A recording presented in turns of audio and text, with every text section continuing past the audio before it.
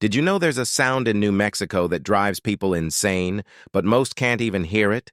In Taos, only 2% of residents hear a constant low droning sound called the Taos hum. But for those who do hear it, it never stops. Some people moved across the country to escape it. Others built soundproof rooms in their homes. The most tragic cases? People who chose death over living with the endless noise that nobody else could hear. Scientists still have no explanation for what causes it.